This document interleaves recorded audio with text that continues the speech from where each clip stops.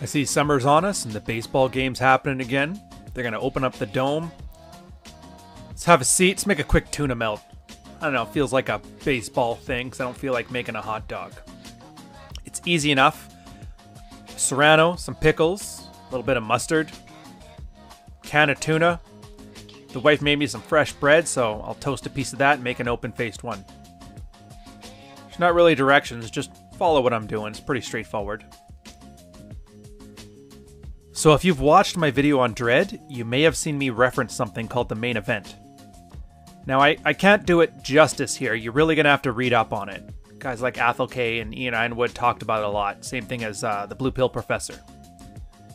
But we're going to go through here what it means, why it happens, and what you do about it. Ooh, the one thing you do about this, if you notice, I'm going to slice the seeds out of it and just use the meat of the pepper. Trust me, this is going to be way too hot if you use a full serrano pepper on one open-faced tuna melt.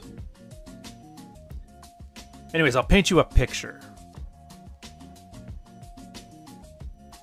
You're a guy who generally puts everybody except himself first.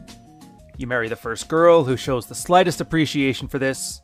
Maybe you have kids, maybe you don't. But you notice that initial sexual thrill of having two people, a girl desperate for unearned validation, and a guy desperate to work for it, and that thrill starts to waver. Quickly give it a bit of a buttering. I do this little thing where I only toast the one side of it in a frying pan. That keeps it from drying out, and you're going to get some crunch in your sandwich, while at the same time you don't have a toasted bottom that cuts the crap out of your mouth while you're trying to eat. Anyways, where a couple used to have sex like rabbits, it ends up being on a schedule of monthly, quarterly, annually, and then, dare I say, it's just done. Some of the worst guys I've seen on this have gone without for as long as a decade. I should say it breaks my heart, but they kind of did it to themselves. Anyways, they eventually find their way to our space. We get these cookie dough men. We show them Rollo Tomasi, Athol Kay, Ian Ironwood. I berate them like a drill sergeant until they come out of the other side forged like iron.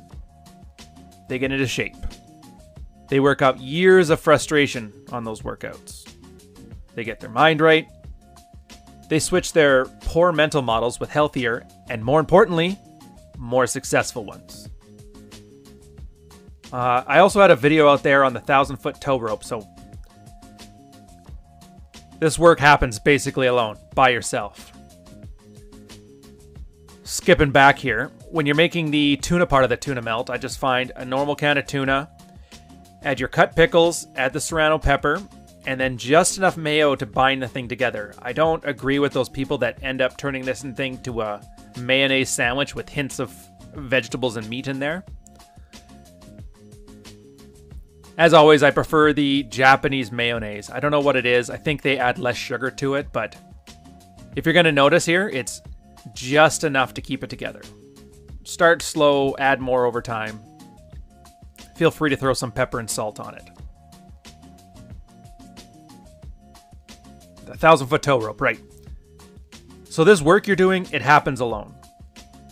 I know we can say that as married people we're on a team, but you're alone. Never forget that. Nobody cares about you, and that's all right. But it's fine. You learn how to become attractive, or how to become attractive again. You learn how to stop being unattractive. You're starting to look the part of a self-actualized, charismatic, lovable man. Set this up for a broil. Usually they just have low, medium, and high settings. I just say hi and get to it. At this point, you're just going to plate the sandwich and then put some shredded cheese on the top of it. When we grill it, all we're going to do is wait until the cheese starts to get a little bit of a crust to it, and then we're done. So the charismatic guy, that wife or that long-term relationship that you've been failing in for so long, the thing is, that girl's completely clueless as to why this is happening, and you're not telling her. I mean, why would you? If you do, you're either going to get her assuming that you're not going to follow through, and of course she would. You haven't followed through before, right? Or she's going to assume you will follow through, and that makes her feel bad.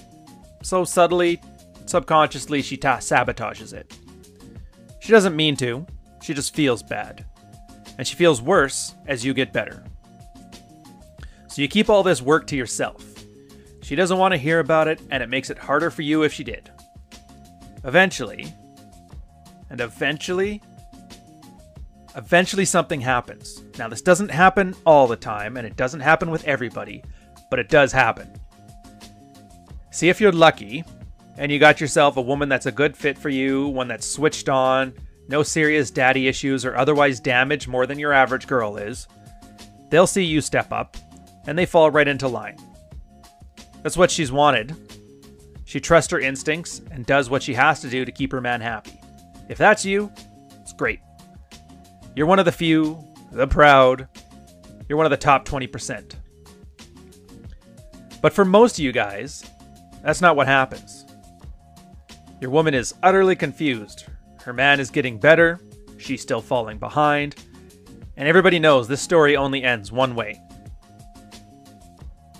So the girl goes to her toolbox and starts using all the tools that used to work. Speaking of what used to work, this sandwich is really working for me. Anyway, sit back, let's watch him open up the dome. Have a good lunch. The tools that she always used that used to work. So she tried nagging. She tries getting angry. She tries pretending to be hurt so you can protect her. And she tries feeding you during a cut. If you go back, I know I have a video on the different types of manipulation out there. At the very least, check it out there or on my blog. Thing is, she still doesn't feel sexually aroused by this. There's just too much baggage in her head from how things used to be. But in the back, small part of her little girl brain, she starts to feel something. It's a little spark. And that spark is eventually going to turn into a fire. And when it does, she can't ignore this anymore. And this is what's called the main event. If you've not heard of the term a comfort test, it's where a girl attempts to get assurances that you're not going to leave her.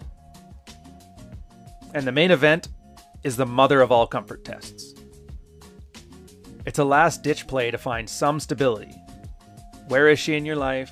What does she have to do to be there? What is it you're trying to accomplish? Why do I feel this genuine desire for this man that's been a bag of hammers the last couple years? It's all subconscious, but it's all there. Now, I'll warn you here, a lot of guys think they have a main event, but they really don't. They get a girl who starts getting angry, starts trying to communicate, starts all kinds of antics to pull you back into her frame, to make things go back to the way they were before. We're creatures of habit, and nothing bothers us more than when people don't act how we expect them to act. But that's not a main event. A main event, it's a visceral thing. I've said it before that if there's no snot bubbles, if she's not able to form a sentence without stammering, it's not a main event. It's the strongest emotional reaction you're ever going to see from a woman. Now, in this space, we talk a lot about submission, and it's an emotionally charged word, but it's exactly what this is here. It's the strongest display of submission a man will ever see in a relationship. It's when, in her heart of hearts, she submits to you. The strong, charismatic man of value, the one that she looks up to. It's the guy who has the right mix of desire and comfort, alpha and beta, serotonin and dopamine. And that's when you know you're no longer faking it. This is where you know you've actually made it. So you've got the reins back, maybe for the first time ever. You're leading the relationship, so don't screw it up, big boy. And this first step to what you do at this point, it's called the coming to Jesus speech, but that's a topic in and of itself. You'll have to keep an eye out for the next video where I get a chance to cover it. Summing up here, if you're running your male action plan, and you'll get one of these 3 positive outcomes. Well, 2 positive outcomes, one's just positive for you.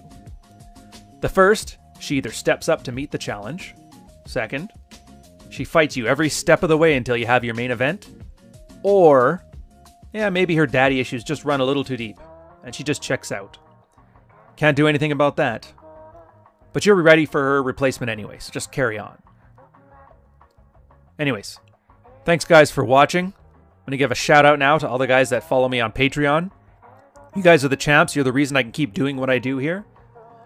So, feel free. Subscribe to the channel. Hit the notification icon. Check out my blog. Links in the description. And I'll catch you guys later.